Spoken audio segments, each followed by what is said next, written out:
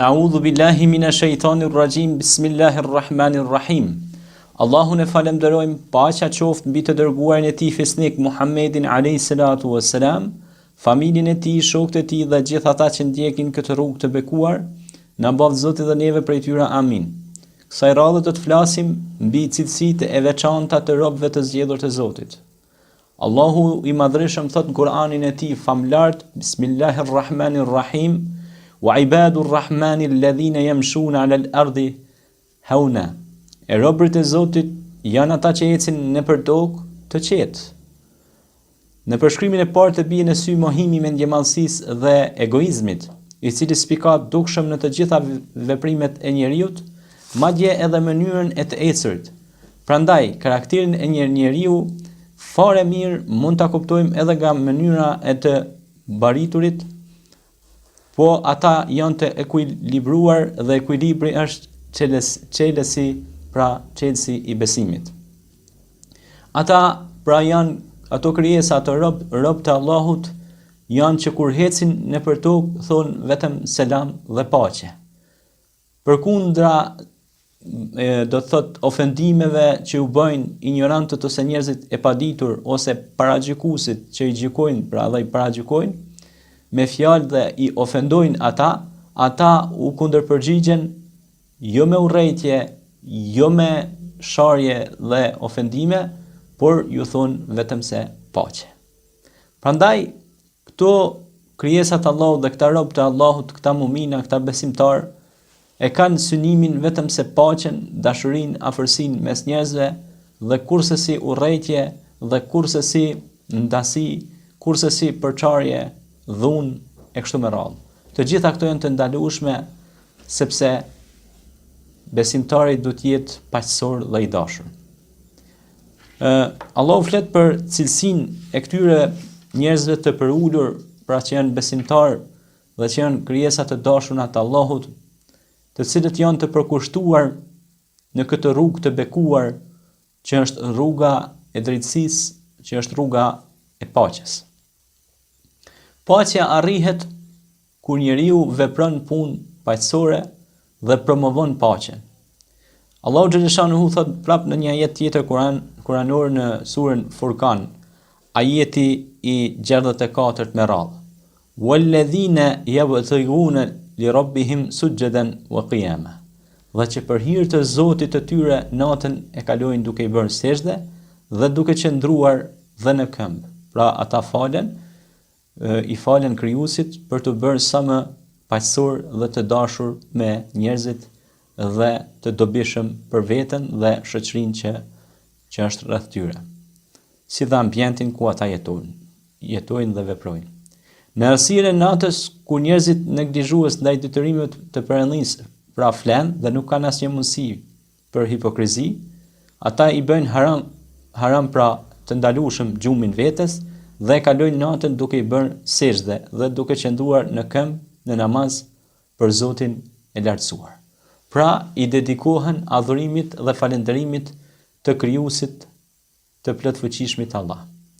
Në shenjë mirënjohje, duke mos u shfaqur para tjerëve dhe për të treguar se janë namazfalës ose që janë njerëz që janë të përkushtuar ndaj adhurimit ose ibadetit ose lutjes ndaj Allahut. Pra të tërën çka e bëjnë dhe çka e veprojnë për t'i parë vetëm Zoti dhe për të fituar vetëm kënaqësinë e Zotit të Madhërisëm.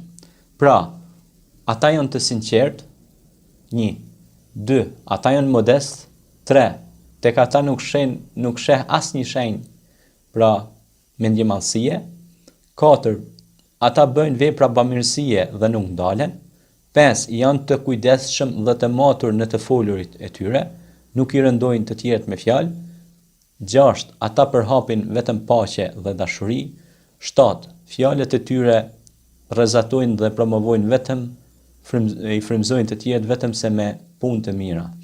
Dhe të gjitha këto domethënë i bëjnë këta robër të zgjedhur nga ana Allahu xhaleshanuhu, të cilat janë cilësi të tyre të veçanta. Dhe këto cilësi do të thot e begatojnë dhe e përmirësojnë situatën e qytetit ose fshatit ose vendit ku ata jetojnë dhe ku ata frymojnë. Pra janë e mira e vetvetes, por edhe e mira e shoqërisë në përgjithësi. Pra ibadur Rahman. Ata janë pra robrit e Rahmanit, krijesat e mëshiruesit. Dhe ata vetë janë të mëshirshëm dhe të respektueshëm në shoqëri në përgjithësi. Nuk janë lajkatar, nuk janë të padrejt, nuk janë hipokrit, nuk janë pra zullumçar, nuk janë shtypës dhe dhunues, por janë paqësues, janë të drejtë, janë fisnik, janë të sinqert, promovojnë paqen, promovojnë arsimin, shkencën, dijen, zbulimet shkencore, të cilat e bëjnë jetën e njeriut më të lehtë dhe më të lehtë. Prandaj, ata janë ibadur Rahman. Pra ata kur hecin yamshuna, pra kur hecin alal ard, kur hecin nëpër tokë, pra hauna, pra janë shumë të qetë. Në kohën e ignorancës, pra periudha e paraardhjes islamit në gadishullin arabik, ishin shfaqur disa princ fisesh, të cilët kishin pasuri nga tregtia, nga skllëvrit e kështu me radhë, dhe ata hesnin nëpër tokë me mendjemallësi të madhe, saqë skllëvrit edhe robërit e tyre ja manin pra pederinën nga mrapa që mos t'i zhytej në tokë, dhe hesnin me kryelartësi dhe me një mallësi, i poshtronin njerëzit, i ofendonin ata, sepse e ndjenin veten më superior, sepse kishin arritur pushtet, para, famë, kështu me radhë, dhe nuk ishin, do të thotë, hija e rënd, kishte rënd mbi ta. Do të thonë edhe ata adhuronin statuja, adhuronin zota që i marronin me durët e tyne, puta, do të thonë, statuja të ndryshme i bënin shirk për anësë Zotit Madhreshëm, la hawla la quwata illa billah, që s'ka forca as fuqi më të madhe se fuqia e tij.